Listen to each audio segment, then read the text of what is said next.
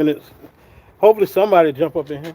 Oh yeah. You can share it on your channel real quick. Uh, Mine's the G-Way, but if you type in Nathan Galloway, it should come right up. But remember they changed the tags on oh yeah, yeah, YouTube. Yeah, yeah. I put G-Way and some rapper come up. Yeah. You coming up? Oh yeah, I did see your video. I seen yours. Your first. Yeah. I did see yours. Yeah, I'm yeah. surprised I probably subscribed to you on my other account on my ultimately brew account instead of my heavy haul hustle. Oh, okay, Yeah. okay, okay, hmm okay. So I'm gonna subscribe to your channel right here. Yeah. Well, yeah, we got one thumbs up. Somebody in the house. Hold on, let me see if I can bring up live chat. Yeah, yeah. All right. What up? What up? What up? What up? It's your boy Gangsta G-Way. What up? Got a special guest in the house today. Yep, Bruce from Heavy Haul Hustle. Yeah. Tell them all your social media links. Well, all I got is the Heavy Haul. All I got is the Heavy Haul Hustle on YouTube. So you type in Heavy Haul Hustle. That's where I'm at. I got a lot of stuff. This Nathan. I met Nathan when I was in Oregon, Yeah. and I didn't even know that he had a YouTube channel. But we was up there in Oregon, and he had this stretch trail that I'm talking to him about now, and trying to help him, find good paying loads with it. Yeah, But, he educating me. yeah.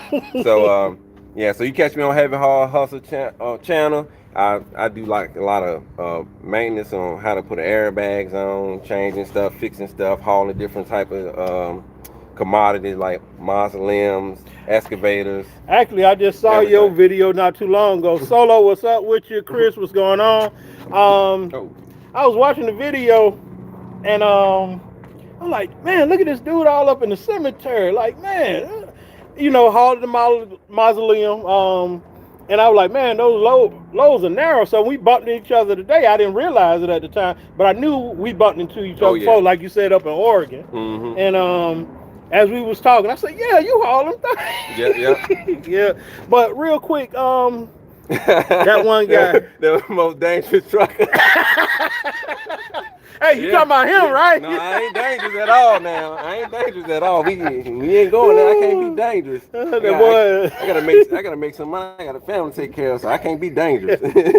Hey, but just real quick, give us your background. I don't know if you want to share where you at right now, but everybody know where I'm at. I just don't publicize it all the time. But give us your background in Heavy Haul real quick. Oh, okay. So I'm gonna start from the beginning. So I got into trucking in 2006. I drove for Covenant. That was about 8 months. Then I drove for Stephen Transport. That was another about 8 months. Then I drove for Boer Brothers. I did that for 5 years. That's when I really liked the flatbed. I was with them for 2008 to 2013. Then I went to Anderson Trucking Service. I was there from 2013 to 2021. But over there, that's why I learned heavy haul. Now, I'm gonna tell you something about the heavy haul deal over there. You can go over there to learn heavy haul, but right now I don't think it's a good time because the way Reconnecting. Okay. All right, we back, y'all. Okay, so over there they'll teach you heavy haul. There's a couple of other companies too that teach you heavy haul, like Valley Transportation, King Transport, which Daily. They're another company. Who else over there that I could think off the top of my head? Give us a thumbs up. Let us know we still live because got a phone call interruption. But keep going because it's recording and leave. Okay, and so that's why I learned how to do heavy haul. I did it from 3-axle all the way to hauling windmill towers. Now I got a video, but that's in the computer at home. So but I'll post that up on my channel. It's just like a little driving video of me driving, doing hauling windmill towers. But that's the biggest I didn't went. So that's 16 feet, 2 inches tall. The widest I ever done was 19 wide. The longest been up to 200, and the heaviest I ever been was 260,000 pounds. So tell us about your experience. You done did 3-3. Two setups. Yeah, I did. 2-2-3. So explain what that is, because some people don't know what that is. Okay, so I've done 3-axle. I've done 3+1, which is 3-axle on the trailer. Then you got a stinger or a booster is what they call it. I did a 2-3-2, which is 2-axle Jeep, 3-axle trailer, two axle Stinger, and then I did 333, which is three Jeep, three trailer, three Stinger. Um, yeah, so that's what I've done, and then they got ones that's bigger than that. They got The snobbles and all that good stuff. snobbers. They got 15, 19 axle configuration. I ain't never done none of that before. I probably won't never get into nothing like that because you got to have a lot of money to get into stuff like that. I mean, that's like real big, heavy hauling. Yeah, yeah. So that's like man move type stuff. Now, me and you had a brief conversation about it. And me and Daniel went live. Shout out to Daniel if you catch this on the replay. Me and Daniel went live. Everybody want to come to open platform, heavy haul. It got to be a certain temperament, and it's not to downgrade drivers. You have to change your mindset. Would you like to elaborate on that? Yeah. So heavy haul, it's nice work, but you really got to have a good mindset. You can't be speeding everywhere. I mean, I see guys that be flying up the road with these type of configurations, man, and I don't understand how they do it. Like me, people will laugh at me because I go 62 miles an hour when I haul heavy. But my thing is when I don't have a pallet car, because certain width, certain length, certain height, you have to have a pallet car. Well, if you don't have a pallet car, you don't have nobody see in front of you when let's say a van driver gets in front of you too close. If you don't take that image before that, that picture in your mind of what's on the shoulder before he gets across, you might end up hitting somebody sitting on the shoulder. Yeah. So that's why that's why I don't see myself going with the flow of the traffic. If it's 70 miles an hour, 80 miles an hour, I'm going 62 because I need them to get in front of me and just get the heck out of my way so I can see what's going on and hear them. Yeah. Because the big problem is a lot of people don't run with CBs, so they don't let you even know what's on the shoulder. Mm-hmm. Then you got a lot of people that's in a rush, so when it's time when you need to get over, hey, they won't let you over. Yeah. So, perfect example of what he's saying. Driving down the highway, somebody cut in front of you. We try to keep our eyes up the road. Any driver try to keep his eyes up the road so far. But if a truck cut in front of you or a big van, you can't see if somebody in that emergency lane. And once again, that perception view, you hanging out on the side, 4 or 5 feet over the side, you 13 wide, you know what I mean? Yep. You definitely got to move over. It's nice to have that pallet car to block that car to let you over. Because nobody respect a blinker. Nope. And when the car use their blinker, they feel that's they right to get over. Like as soon as they put it on, hey, I can get over. Yeah. They don't be like, hey, I want to get over. Can I get over? They like, yeah, I put my blinker, I'm getting over. Yeah. Like it's a running joke with any van, tankers, whatever. Once you put that blinker on, you're not putting that blinker on to get over right then and there. You get putting that blinker on because everybody gonna start speeding up to get out your way so you can get over. Yep. That's like a running joke.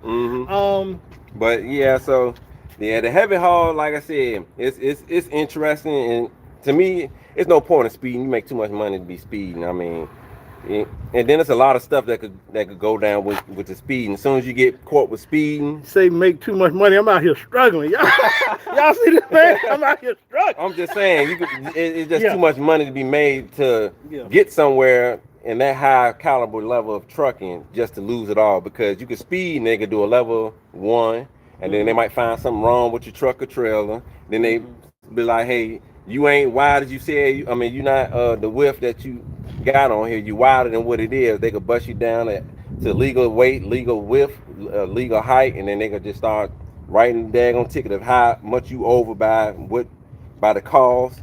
And I went through that before. I had went through that before in Ohio, all because my axle spacing was wrong. Now I wasn't speeding anything. They just pulled me out the pile and just picked me up and said, "Hey, we're gonna do a level 1 on you." And I didn't have to pay the ticket. The company paid the ticket, but it was $3,000. Well, actually, by the time they got done with it, was $3,200. Heavy haul tickets are not cheap. No, at all. Depending on which state you go to, Pennsylvania is like one of the worst states to get caught. Virginia, over length or under length. You tell them. I never had a problem. with Virginia, but I have heard big problems with Pennsylvania. Big problems. Pennsylvania. They is like the worst. They like charge you for everything, every pound, every inch you over, every. Wyoming like that too. Yeah, Yeah. I don't. Y'all don't mess Well, around. I don't Now they understand start. why Wyoming like that, because they check you. But they once you get on that scale, you got to buy the permit from them anyway. They normally measure you right there on the spot. So Mm, I don't understand how well, they. maybe I'm wrong. Maybe it's Montana then. It, One of them states up there crazy. I don't go up there it often. could be Montana. Mm-hmm. But yeah, it just got to be. You just got to be careful when you do this stuff. I mean, people that get into it, it's a work in progress. Though it ain't nothing. It's not. You could just hop into it and you could just go, because like some of this cargo is worth, like this crap right here, $700,000. I Yeah. think this Mm. compressor is. Well, let's see if we can get y'all a view real quick. I'm gonna try to Well, flip that's it. tarp. Yeah, it's tarp now though. Yeah, yeah. There go my load. We gonna switch out here, see if we can get your load in the camera. There go Bless it. Say hey. Yeah, you can see mine. Yeah, you see his load up there. Hey, we was only have to cover the top of the load. That's it. Yep. And our load supposed to have been in In a crate. yeah, supposed to have been in the crate, and they screwed that over. Yeah. Where was we over here? Yeah, right here. Uh, The sun's still beaming in my eyes. okay, well we can move over if you want. Let's see. Bear with us, y'all. Hey, I can't show my belly, so I can't take it too low. All right, let's see how that work out. Not at all. Mm-mm-mm. Cancel. Let me see. Yeah, that'll work. Got something to sit behind. That might work too. There we go. How y'all? All right, there we go. Yeah, so All right. What advice you got to give anybody that's trying to do heavy haul? if you're trying to do heavy haul, it's gonna be a process. It's not something should be rushing. All I can say is learn the permits, like really learn them. You said a mouthful. I done heavy haul, well, flatbed for a long time. And I've been driving for like almost 17 years. So I would say just take your time, read the permits, read the provisions, and just make sure you stay on route, because some states you got yeah, you got to have provisions like Indiana, Ohio, Illinois. Um, I know Illinois check to make sure you have provisions, so you got to keep the provisions with you all the time. You got to stay on route. If you get off route for any reason, don't continue to try to drive first. Just call like the local cops or state trooper. They will not give you a ticket if you call them. The only time they give you a ticket if you try to do it yourself without their assistance, because you can knock. It's been people that knock down power lines, poles, hit bridges. I mean, you'll be amazed at what people do that don't call them, because they fear that if they call them, they're gonna get a ticket. That's not how it works. You call them when you get lost, or when you're not on route, because they're gonna come out and help you, and then they're gonna tell you, okay, follow me so we get you back on track. Yeah, yeah. They probably loud there, man. Yeah, that ACU kicked in. But so yeah, that's definitely what you gotta do. Don't rush. Take your time. When you oversize, They can't see your face. You gotta cut off. Okay. Yeah, cause you put that daggone cut right there. Yeah. But just take your time. It's gonna be a working process. Just be patient. Trust me, when you patient, the more you gonna learn, the more you'll know things. Like I used to didn't know a lot of things off the top of my head. Now I know a lot of things off the top of my head just by being patient. You gotta play the game. So just be patient. You'll get there. You'll get there. It took me. I did 5 years of flatbed. I could have done it. I could have gotten there sooner, but like I said, it's a process. I wasn't trying to rush it, and I really wasn't trying to get in the heavy haul until like the last minute. I decided, hey, I want to do the big stuff. So, and that's what I ended up doing. Yeah. I definitely agree with that. Nicholas, what's going on? Solar part. He definitely want to get in. Okay. Now, what he just said, I don't mean to cut you out. What you just said was take your time. I tell a lot of people this. When I first started heavy haul, I had Landstar trailer. I did not rent the trailer for that specific purpose of taking my time to learn the agents. Not only you got to learn your craft, you also got to learn the business side of it. Yep. Learn the permits. Because, okay, open platform, you're doing permits, yeah, it's mainly just wide. It's a whole different ball game. You start getting into that weight, the distributor, distribution of the weight, the measurements of your tires, know the measurements of your truck. Like right now, I know my front center tire to my first drop axle, if it's on the ground, is 19.5. If I don't have it on the ground, it is 21.5. Yep. See what I'm saying? You have to know stuff like this. It seems trivial, but hey, go ahead. And it don't even have to. You don't even have to put it in like that in your memory bank. You just write that down in your notebook, and just keep it on hand when you start ordering your permits. Because so just like he said, his is a certain length. Mine is not nowhere as long as his. Mine is from my front axle to my drop axle is 14 feet 2 inches on the ground. With it raised up is 19.1. So everybody's trucking will be different. But I write my stuff down just like I know on my 3-axle trailer, every axle is 20,000 pounds I can put on there. So every axle that's on the back 20, 20, 20. I could put 60. That's 60 that could be back here. You can't see my other wheel for the tractor, but it's 3 on the drive. I noticed you dropped your Yeah. So you pulled your permit for 7. Yep. So the reason why I pulled my permit for 7. So this is the reason why I did it.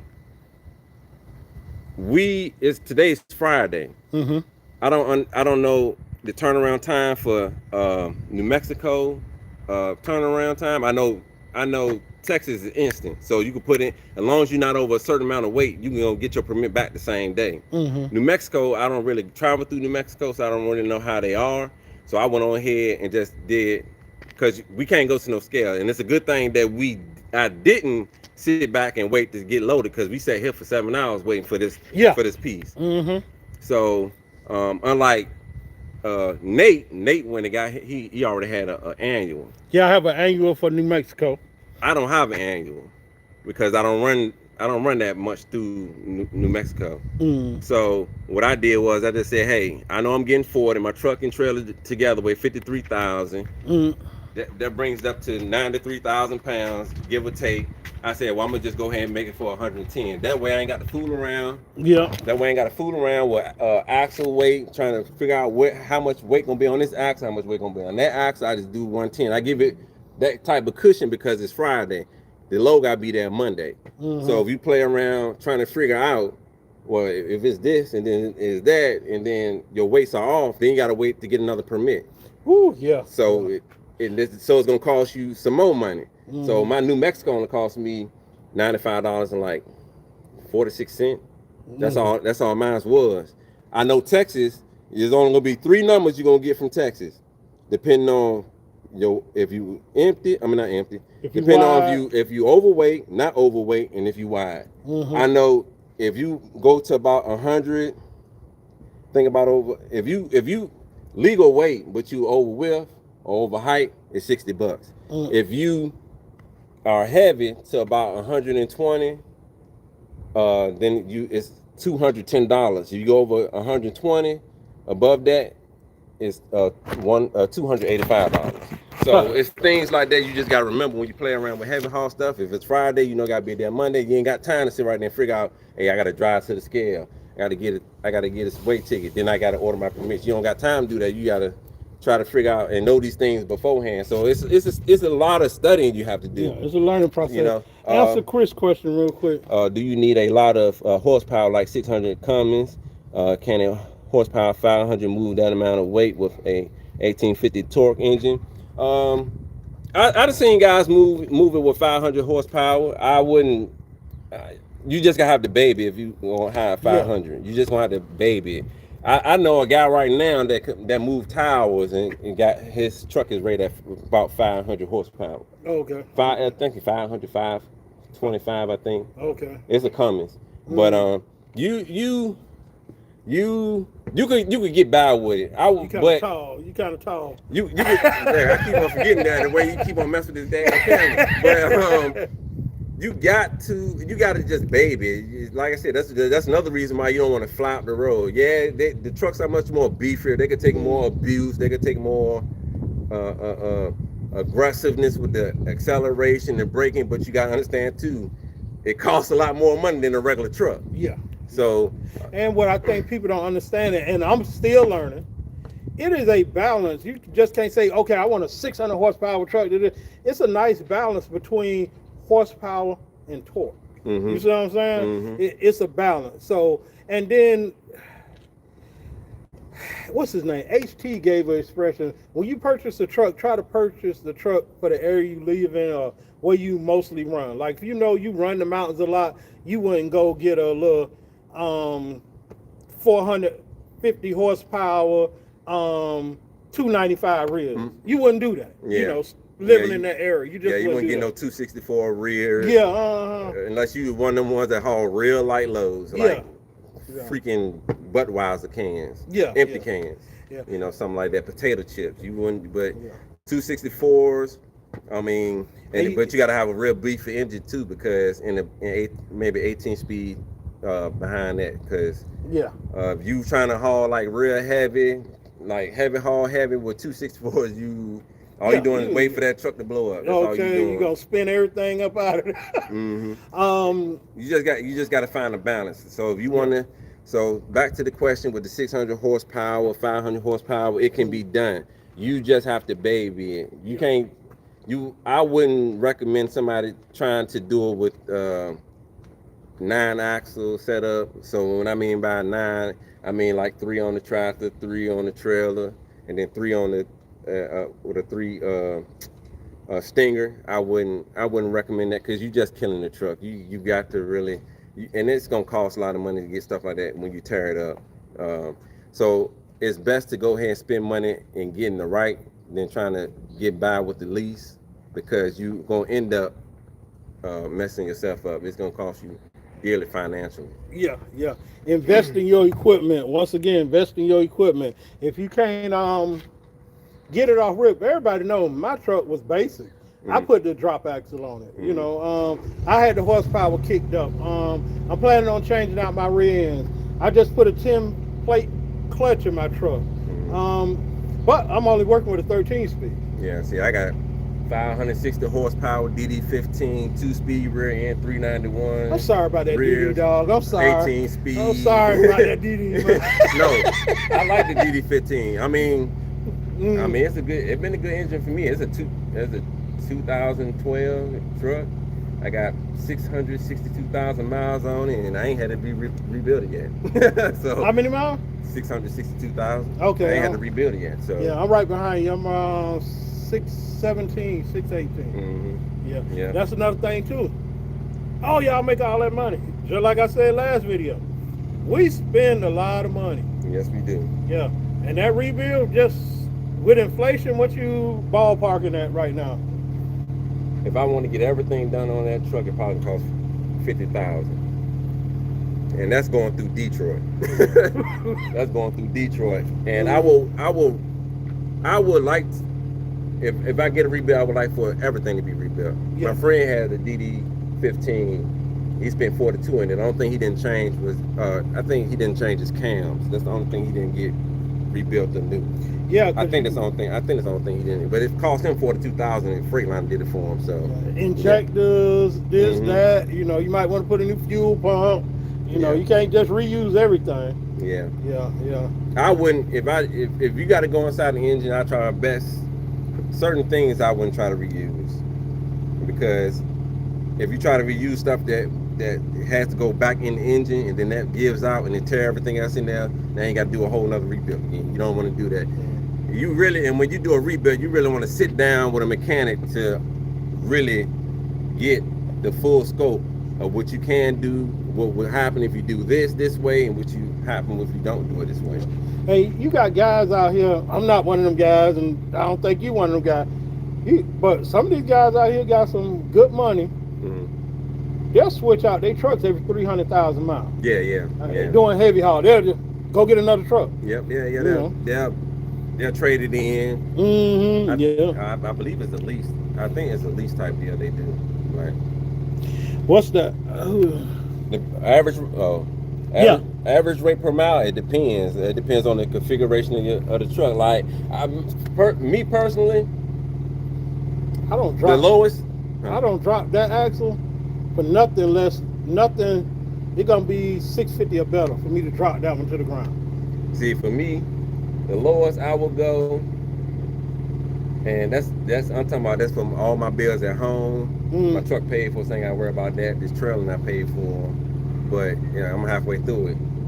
But Brand new trailer, you halfway through it? yeah, Yeah, because I only big. got 3 years. I did just a 3 3 year. year, okay. Yeah. Oh, Just only to us get out poor the way. people have to get 5 year loans, you know. Well, but the thing is, your trailer costs more than mine, so I can understand why you got to do it like that. But I came through the gate with this thinking, I mean, it does make me money. Not Oh the yeah. best, but I work with agents. They try to work with me.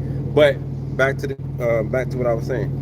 I wouldn't go no less than, for me, I wouldn't go less than $3.50 a mile. That means, but that's my lowest. But that's what I don't tell people. To put your extra axle on the ground. No, that's just normal. Oh no, yeah, Yeah, yeah, no, but yeah, I'm talking okay, yeah, about yeah. that axle up and that axle Yeah, up. yeah, yeah, yeah, yeah, yeah, So yeah. Okay, yeah, that's yeah, and yeah. that's the lowest I ever. That's the lowest I ever go. But I don't let them. I don't let the agents know that. That's something I know. So I just try to get as much money as I can out of them. And most time, like the highest load I got a mile was $19.52. That was from like what is it, Winnemoka, Nevada to Colorado, Ledgeville, Colorado. That's the one that I had on. If you go to my channel, Heavy Haul Hustle, you'll see the wheel, not the willow, the motor grade I had. That's the one that had paid me the highest. The lowest was maybe them drivetrains. The drivetrains I got, I pulled from Houston, Texas to Brighton, Colorado, and they was like, that's $10. Yeah. So yeah, yeah.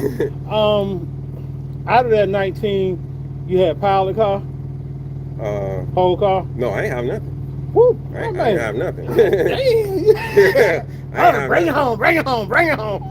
And actually that was a pretty good steal because the agent worked with the broker and they just needed to move. They really needed to move and it was going to a mine. And they said, hey man, we need somebody here to take this motor grader down into the mine. And agent called me and said, hey man, you the only one in there. I was paying this much. They want it bad. They need it bad. We got to get it. You want it? And I said, heck yeah, give it to me. So I ended up taking it. Another quick question. Trucking is its own lifestyle. I talked about this with the last Heavy Haul I interviewed. Trucking is its own lifestyle. Heavy haul trucking is a little bit different lifestyle. You know, the more deadheading, the sitting, you want to elaborate on any of that? Yeah. So unlike vans and reefer where you get up, go, run, get up, go, run. Heavy haul is not like that. It's a whole different breed. And I'm gonna tell you this: you will have a lot of time on your hands. All it takes for a permit to be screwed up. All it takes for a construction to pop up. All it takes for an accident to pop up. You're pretty much done until whatever situation happens get done. Yeah, it ain't like a truck. Accident happen. It ain't like a van. You just hop off on the exit of it.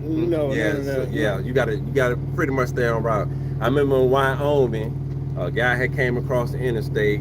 He rolled over and flipped on the side, on the westbound side, and I couldn't go nowhere. I had to get off. I had first get confirmation from the state police to get off the ramp and go park over there in the dirt lot and just wait it out. Because once you get off the route, you never, with the weight you have, the width you have, the height you have, you can mess up anything. So it's pretty much when something happens, it's one and done. That's why I pay so much, because it's just a lot of things that could ruin your trip. Yeah. And it only got to be your fault. It could be somebody else's fault. It could be permits, problems. I mean, I done had one time I was 14.9 tall in Pennsylvania, and they tried to send me up on a 14.3-foot bridge. Oh yeah. You have to watch your permits, read them signs. If you got a good pilot car guy, good pole car guy, they own you. But even if something happened, regardless if you got a pole car or pilot, who responsible for the load? Who get the ticket? The driver. Who lose their license and get points on their license? Yeah. When you do stuff like that, I don't know how you do it, other people. If I got a pole car and I got to chase, I have a meeting every morning, and I lay it down. Well, I ain't laying it down, but you know what I'm saying. I put it out there real quick. If the pole car say something, roger that, I'm going to say it in the pilot. So everybody here, you know what I'm saying? Same thing, if the pilot say something, everybody repeat it so we know everybody on the same page. Yeah. Because you find some lazy pilots, you find some lazy pole car drivers, but you know. And some pilot car drivers new to the game too. So sometimes you got to be mindful of that too. I don't mind having new people that run with me as a pilot car because everybody got to learn some kind of way. It's drivers out here that don't want a new pilot car to save their life. They want somebody experienced. Me, I don't care because you got to start somewhere. So like me, if you a high pole, you run with me, you new, you probably don't know where to go. You probably don't know. You probably learning the highways, understand the U.S. Which roads go north and south, which ones go east and west. You know, your interstates, your U.S. roads, your FM roads like in Texas, and also Texas too got SS roads. They got your state routes. So me, I tell them, hey, 5 miles, we gotta make a left turn. 2 miles, we gotta make a left turn. Then when I get there, all right, we finna make a left turn a mile at the corner of blah blah. And that's how you get people. That's how you build confidence with people who knew, so they don't feel like they're in a panic state. Because if you know it or not, if your pilot car go one way and you go another way, and the police see you going another way, he's not going after the pilot car. He's going after the truck.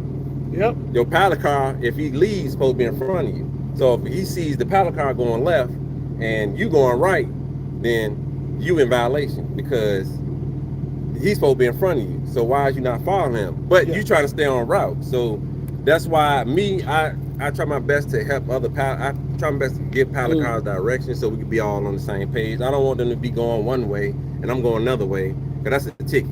You can get shut down, get your permits pulled, and when you get your permits pulled, they could be so nasty to the point where they just break it down into legal and then start charging you for all the weight, width, height, that length there is, and you just don't want to go through these. Some of these tickets, outrageous. It's crazy. Now, know this: when you do get a violation for anything oversized, there's no CSA points, but they do give you a ticket to pay money. So just be aware of that too. Plenty of money.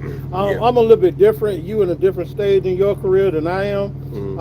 I'm still learning curve action. Long story short, I like running with the same. I got a guy I call. And if he send me somebody I know I trust, but I like for him to come. But he's that type.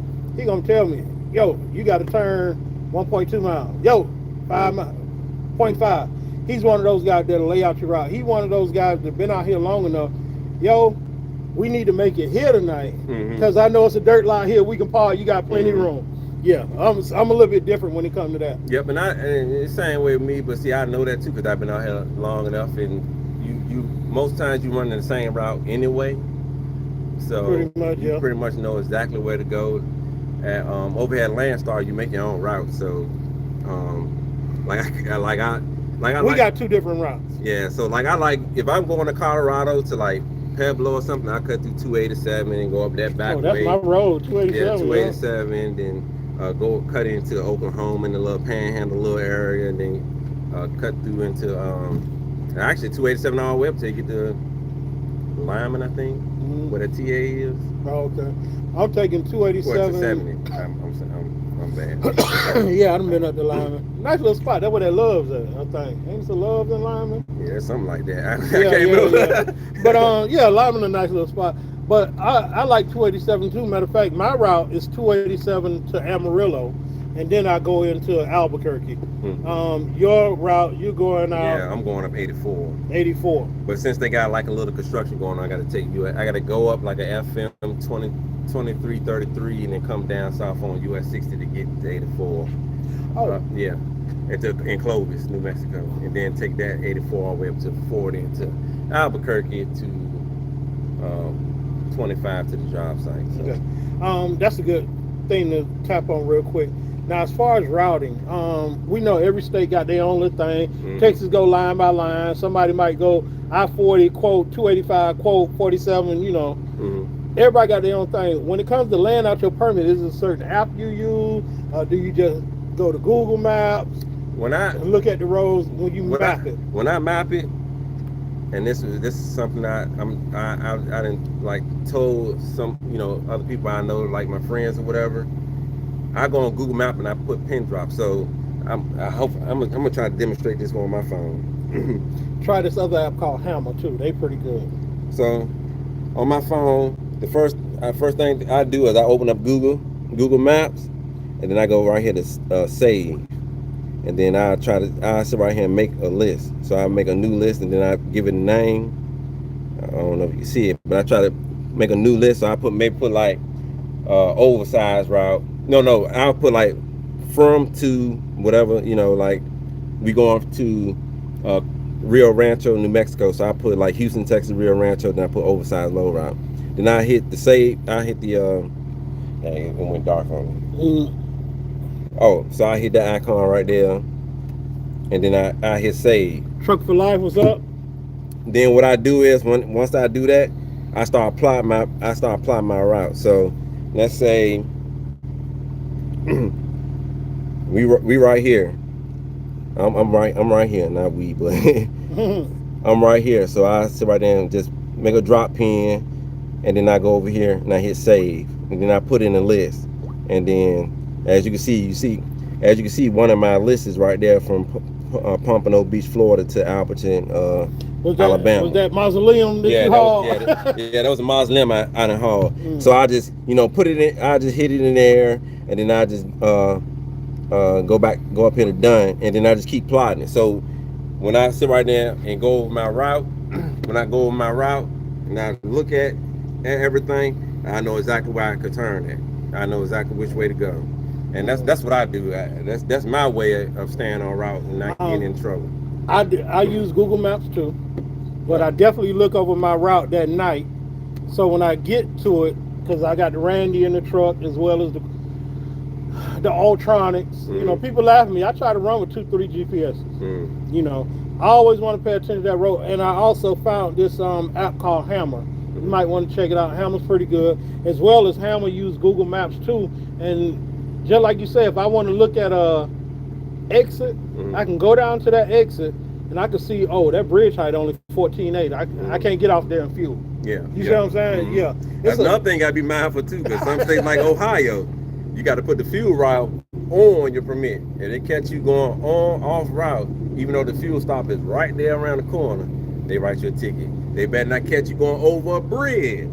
If you go over a bridge, they're gonna write you a ticket. They're gonna pull your permit.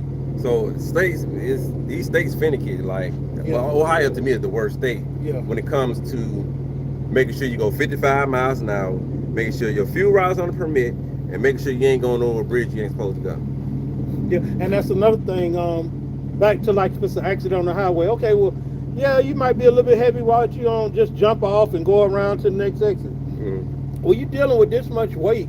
19.5, 19.5, however you might want to break it down.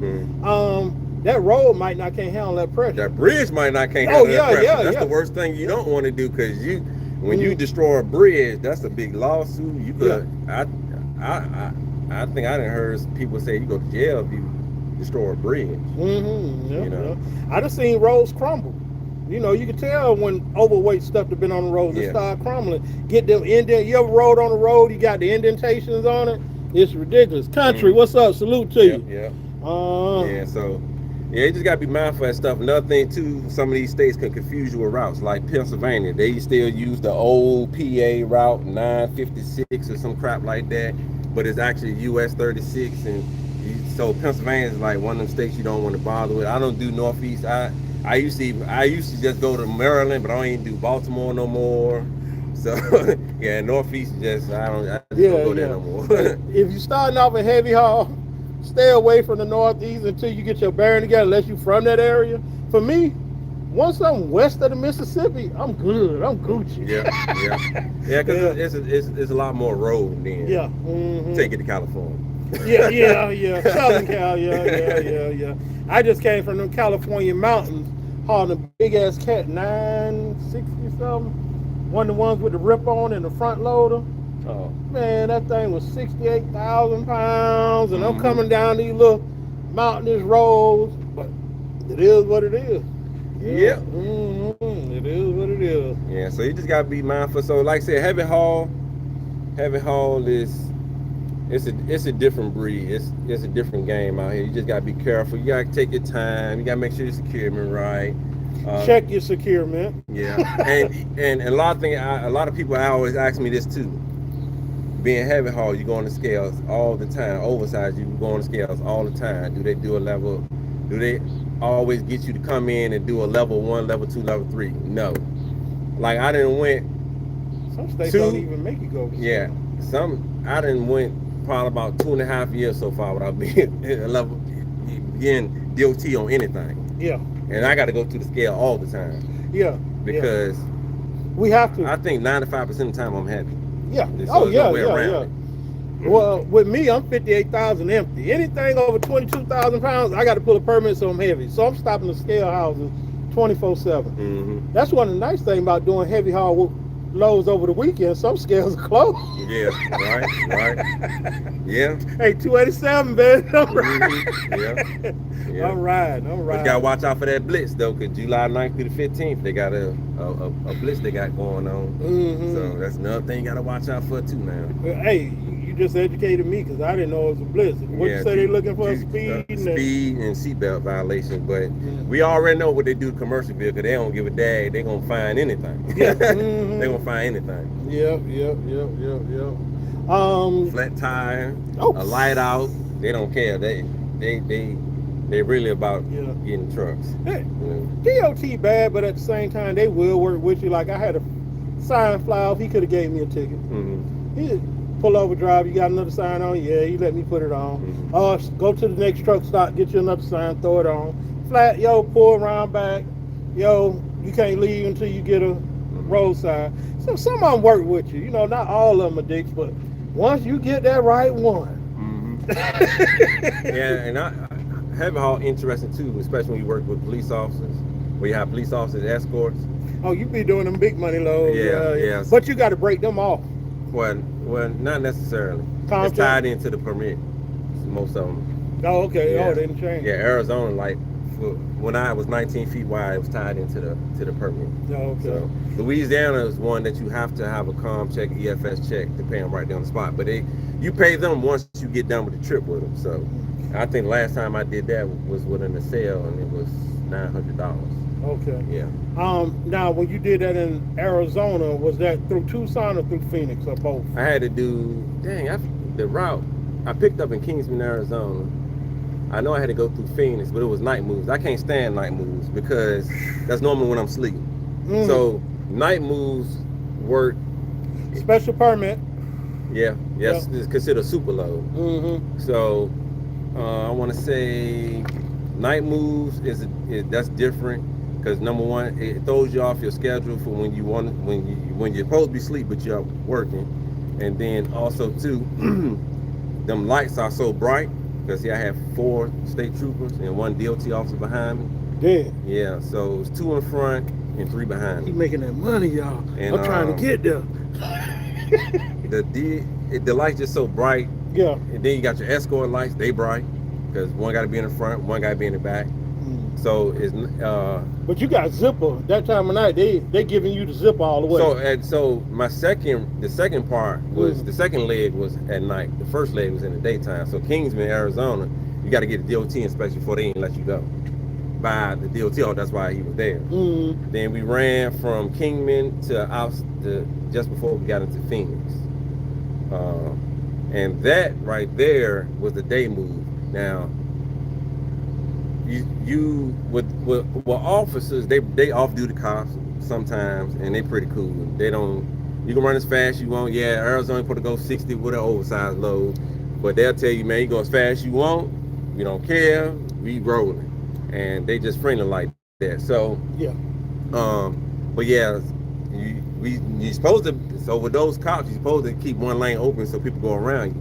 The problem was being 19 wide.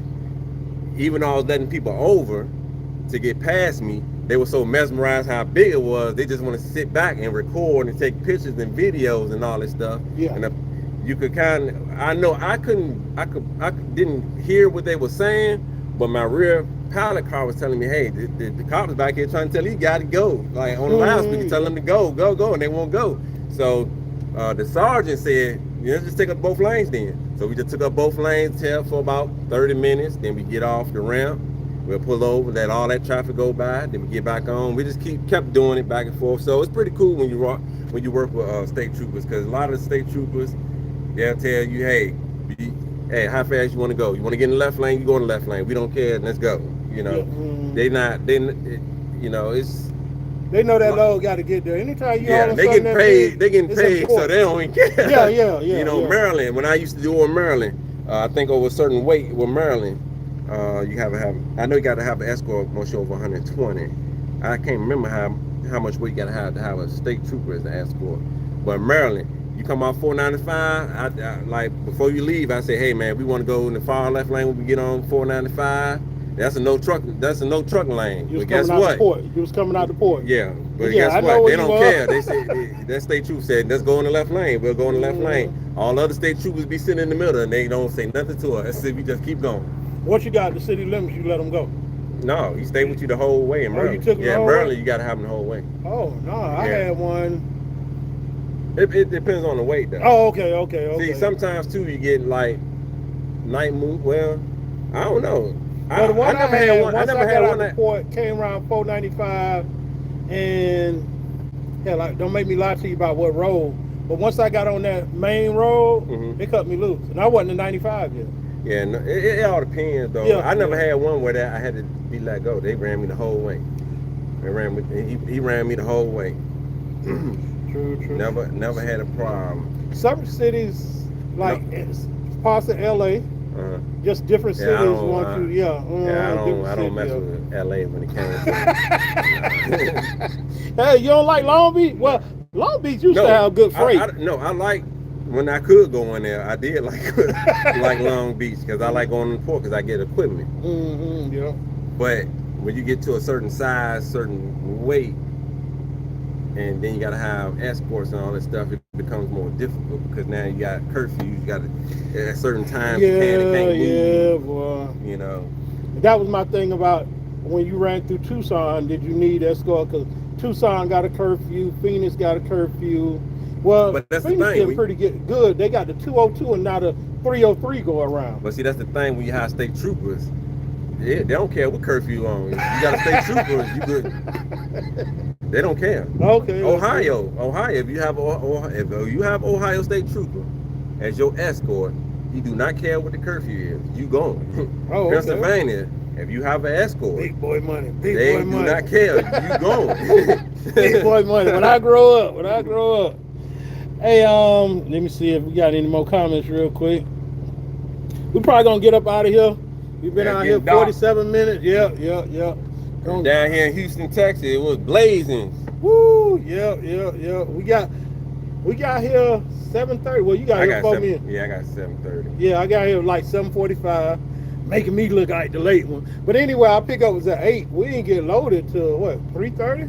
Yeah, something like that. Yeah.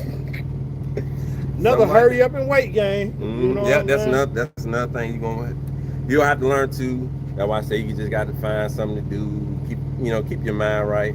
Like I said, it's a lot of money to be made in Happy Hall. You just gotta be careful, and when you get here, just stay on your toes. You don't need to rush. You're gonna make a lot of money. Yeah, it's gonna come. You get dirty. See that? You get dirty. You definitely gonna get dirty, but don't worry about that. Everybody get dirty. Yeah. It all depends on if you take a shower or not. Yeah. Okay. Yeah. Hey, that's first on the list tomorrow tonight, baby wipes, baby. Yeah. But your brother stay here. You gonna leave or you gonna hang out all night? He gotta leave. He gotta go to Louisiana. So. Oh, okay. Yeah, that's when I talked to him on the phone. He said he got to go to Louisiana, meet up with the tower and the state trooper. So yeah. Any last parting words to people? All I can say is, if you want to join Heavy Haul, go with a flatbed company that has Heavy Haul equipment established with them.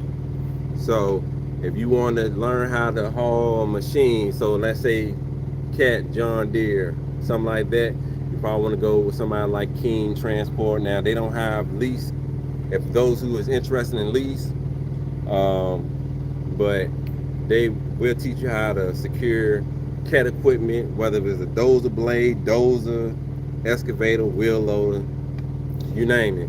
Let me tag on to that. I done learned how to drive more equipment since I've been doing heavy haul. I never thought I'd be running something like over there. You know what I mean? You porno there, but you ain't showing. Okay. Hold on. Yeah, let me turn around. Let me see if I can get zoom in. You gonna drive them front end loaders, The excavator, the excavator, the rippers. What else they got over there? Bobcat. Bobcats. Yeah, you learn to drive some stuff. I give it that. It's fun sometimes, but sometimes it's scary. Who that is? Steven say something about ATBS. No, that's ATS. So ATS. Anderson Trucking Service. Oh, okay. So you know ATS is the company that you'll go with. They'll teach you how. They got flatbed. They got van too, but they got flatbed, and you can move on up. The problem with ATS right now is kind of bad over there. Through the people that I know over there, it's bad. So that's why right now I can't really recommend people to go there, because I don't want them to go there and then they find out that they can't, move up like they want to. Right. Travis, he got his own YouTube channel too. Yes, go ahead and give you information again. So my YouTube channel is Heavy Haul Hustle. So on there I got stuff that I done drove on there, like excavators. I got excavators, I got a cat dump truck on there.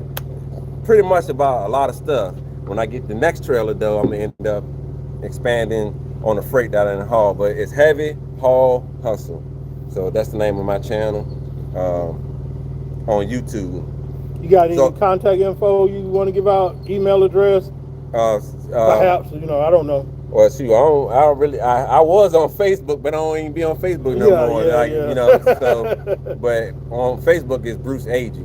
So it'd be only one Brew, and then I got an Instagram account that I'm starting up with Heavy Haul Hustle. So I got an Instagram account, and that's it right there, Heavy Haul Hustle. No TikTok?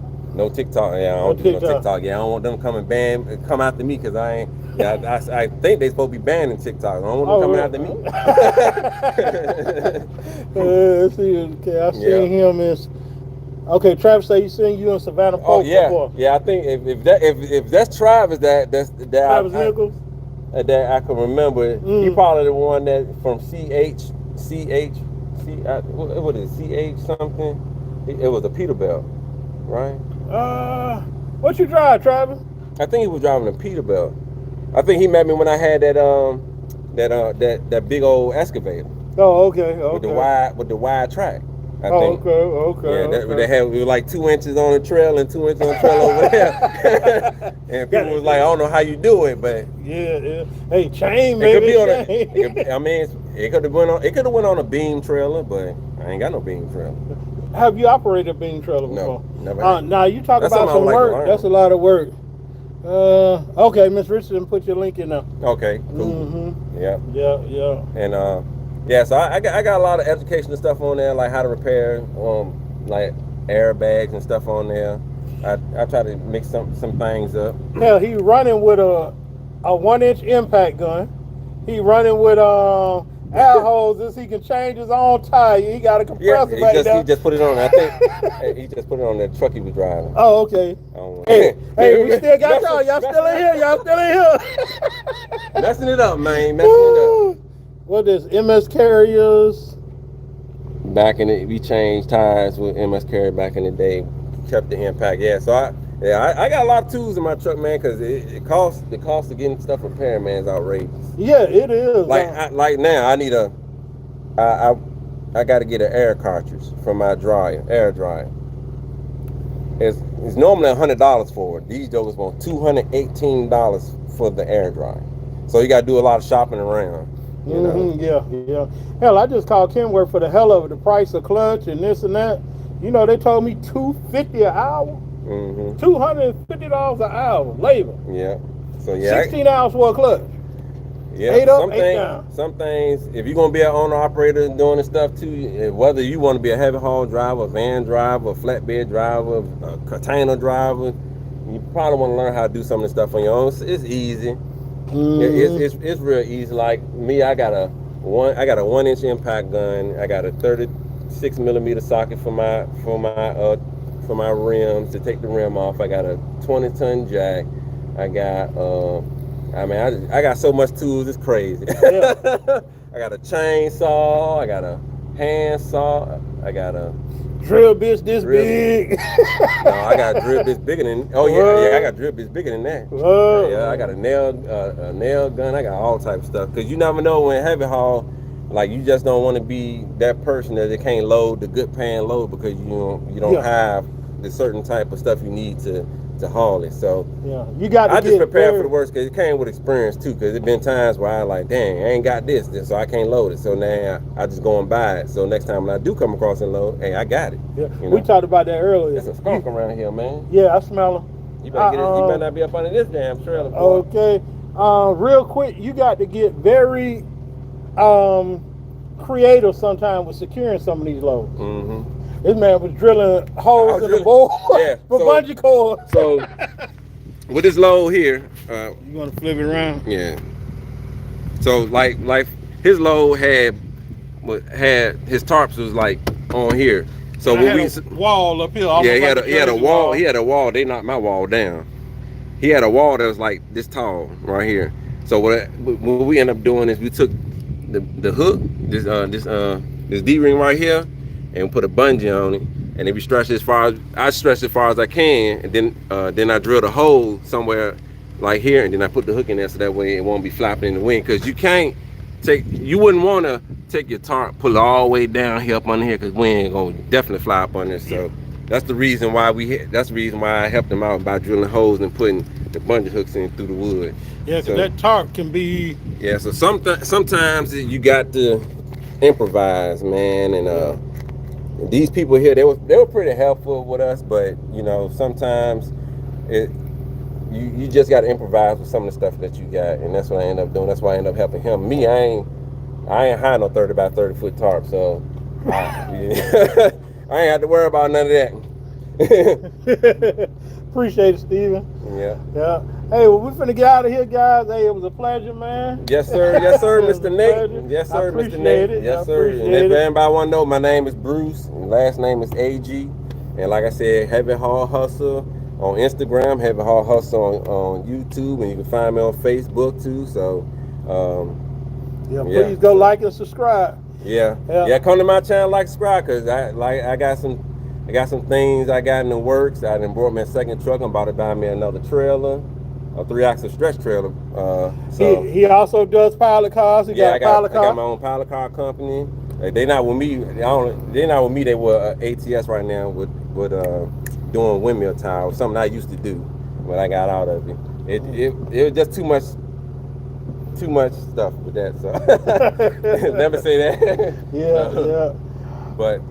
Yep, so that's where you can find me at, and hope y'all come on my channel, subscribe and like my channel. Steven, I'm gonna post a picture of Becky in my community.